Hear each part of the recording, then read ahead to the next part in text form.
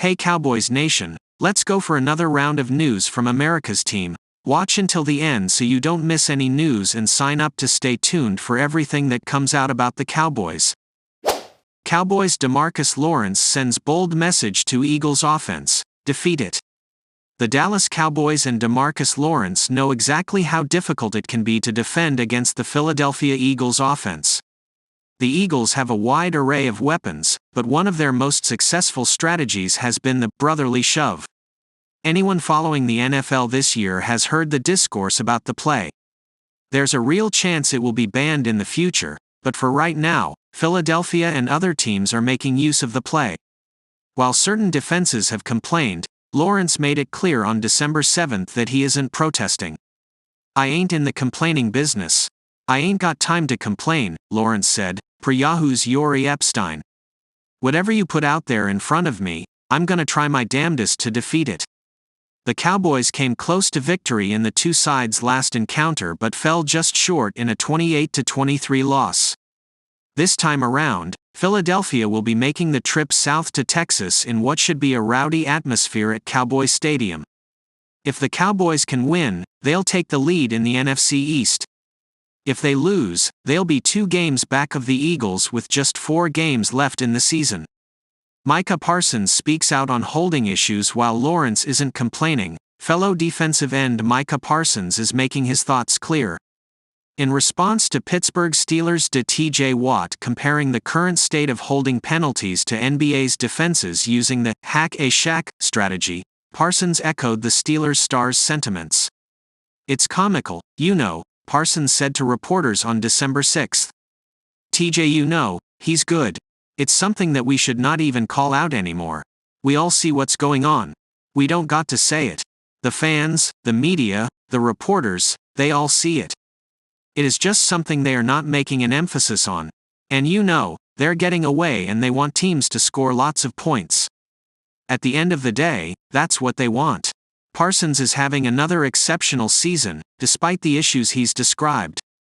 As Pro Football Reference shows, Parsons has 11.5 sacks on the year with a forced fumble and 2 passes defended. At his current pace, he'll reach a career-high 16 sacks in a single season. The Dallas Cowboys could seek to replace a longtime veteran with some young blood in the offseason. The Cowboys may be forced to look for a replacement for 8-time Pro Bowler Tyron Smith, according to Bleacher Report's Matt Holder. The longtime offensive tackle, who will be 33 by season's end, is due to hit free agency in the offseason. Although Smith has been one of the best offensive linemen in the league since he was drafted in 2011, age and wear and tear have caused him to miss 33 games over the past 4 seasons. Smith missed just 13 games over his first 9 seasons. Why the Cowboys could seek Patrick Paul as Tyron Smith's replacement. One potential replacement could be found in the 2024 NFL Draft in the University of Houston's Patrick Paul. The 6'7", 315-pound tackle is a mountain of a man, and Holder suggested the Cowboys would be smart to kick the tires on drafting an offensive lineman. Tyron Smith is an impending free agent and has struggled to stay healthy over the past few seasons, Holder wrote in a December 4 story about each NFL team's roster weakness heading into Week 14. The Cowboys would be smart to kick the tires on offensive linemen in the draft, and Paul would be a good target as he currently holds a second-round grade on BR's NFL Draft Big Board. Paul has a nasty, tone-setting demeanor, according to Bleacher Report's Brandon Thorne. Paul has elite length with solid movement skills and good play strength, Thorne said. He also brings a nasty, tone-setting demeanor that isn't always present in tackles, which makes him especially fun to study on tape. Patrick Paul, considered a top 5 offensive tackle in 2024 NFL Draft. Paul, a 5th-year senior, has served as the Cougars' starting left tackle since the 2021 season. He was named a first-team All-Big 12 selection in 2023 and a first-team All-AAC selection in 2021 and 2022, when the Cougars were still in the American Athletic Conference. Paul's size and aggressive play make him one of the top tackles in next year's draft. According to NFL Draft Buzz, the 23-year-old senior is the 5th-ranked tackle in this year's draft. Daniel Kelly of First Round Mock raved about Paul's aggressive play but said he was too raw to be considered a first-round talent. University of Houston left tackle Patrick Paul was extremely aggressive on every representative in this 3-game block of film study from 2022, Kelly wrote in October 2023. From that standpoint, Paul moves the meter, but he is not a first-round valuation.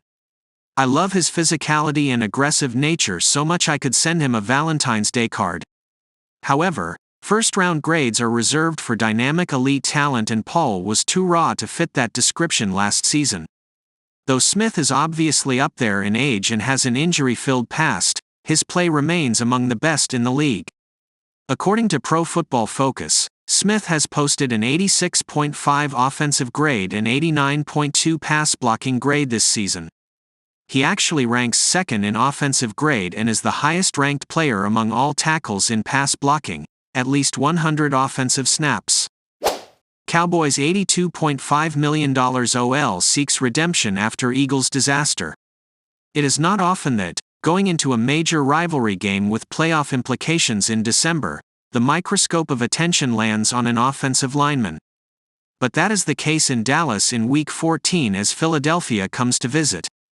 Many eyes will be on Terrence Steele, the Cowboys' offensive tackle whose brutal performance helped fuel the disappointing 28-23 loss to the Eagles 5 weeks ago, the last time the Cowboys lost a game.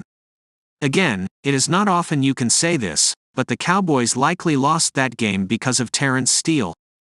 He struggled badly. One blog wrote of his blocking numbers, "That's staggering." And they were. According to Pro Football Focus, Steele allowed 12 quarterback pressures and 4 sacks, out of the 5 sacks the Cowboys allowed. He allowed quarterback Dak Prescott to be hurried 7 times. In all, the PFF grade for the Cowboys' Terrence Steele in Week 9 31.7. His pass blocking grade was a 15.0. He would not say whether that was the worst game of his career, though if you trust the PFF grading system, it was. "I don't know, probably," he said in the locker room on Wednesday. "I don't keep track. I just try to get better each week."